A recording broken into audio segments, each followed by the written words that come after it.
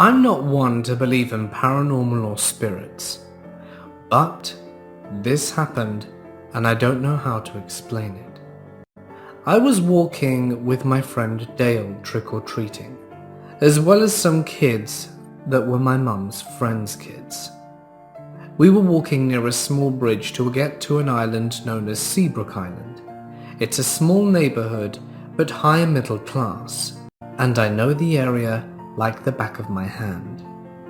As we're approaching the bridge, we hear one of the other kids scream.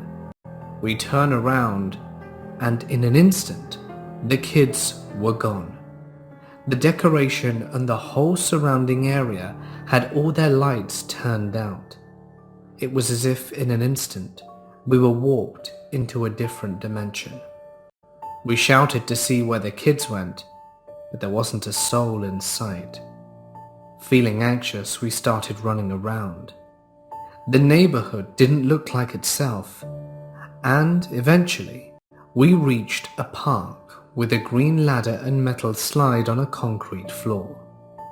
As I mentioned, I know this area extremely well, and as far as I know, this park does not exist. We kept leaving the park, but no matter how or where we went, we always ended up winding back here. It was after a while that we realized we had our phones with us. I pulled mine out, but my contacts were blank. What the hell is going on? I punched in my mum's number manually, and right as I went to hit the call button, the phone turned off. I was getting extremely scared. There was nothing I could do. We walked around and eventually led back to the park. A man was there, and we asked him desperately to make a call on our behalf to my mother because we were lost, scared, and frightened. The man, however, gave no useful reply. He was speaking gibberish, or at least it was gibberish to me. I don't know which language it was. And when he showed me his phone screen, after painstakingly communicating with hand gestures that we needed to ring someone, I saw that his phone screen was cracked and unresponsive to the touch, so effectively useless, and it just displayed the time with a black screen. Great. We left the man and continued trying to find our way out. After what felt like forever, something happened and I felt my phone turn on in my pocket. I looked down and it was 12:01. And just like that, we suddenly recognized the neighborhood we were in. Lights were illuminating houses, and we quickly made our way back to my house. It was very late. I wondered what had happened to the other kids, but I was sure they made their way home safely. Dale went back to his house, and I to my own. I threw myself into bed and passed out. In the morning I woke up, and Dale was on the floor, asleep. This has been a very confusing night. I'm not sure what's caused this, but it has creeped me out beyond measure.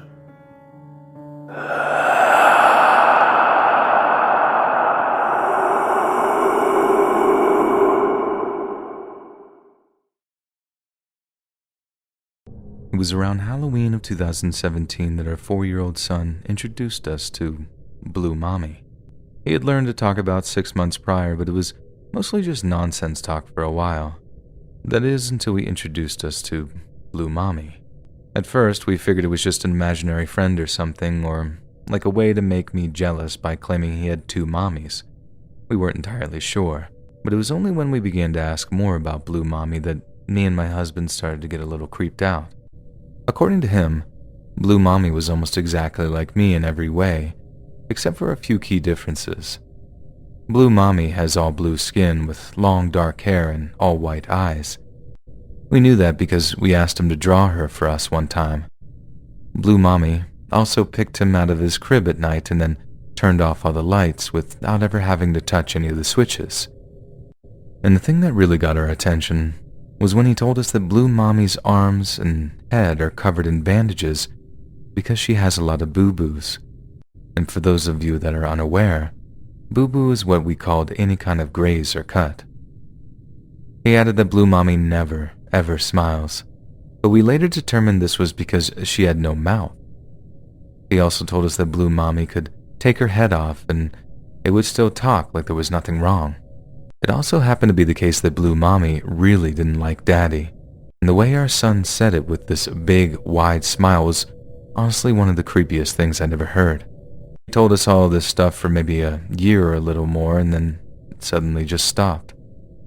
If we ever asked where she was, our son would always point to the same spot, a corner of the room behind his open closet door. He would also wake up crying almost every night during this time, and once during a really rough night, my husband went in to ask him what was wrong, and his answer was, "Blue Mommy won't let me sleep." Obviously, this was greatly concerning for us, and me and my husband took him to a variety of child psychologists and therapists who thankfully assured us that his behavior was perfectly normal for a boy his age.